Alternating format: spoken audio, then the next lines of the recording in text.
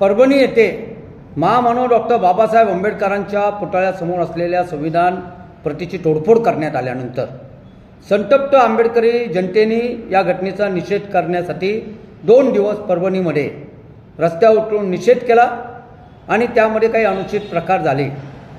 माझं आंबेडकरी जनतेला आणि खास करून आंबेडकरी समुदायातील आमच्या तरुण बांधवांना आणि मायबहिणींना आव्हान आहे की आपण सर्व संविधानप्रेमी लोक आहोत। आपण शांततेने आंदोलन करायचं, संयमाने आंदोलन करायचं।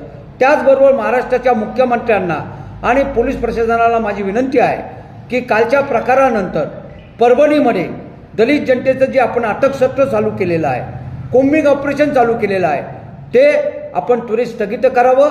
आपण सर्व मिळून या राज्यामध्ये शांतता सुव्यवस्था कशी राबवेल याच्यासाठी आपण प्रयत्न करू आणि महामानव डॉक्टर बाबासाहेब आंबेडकरांच्या विटंबनेचा निषेध आणि संविधान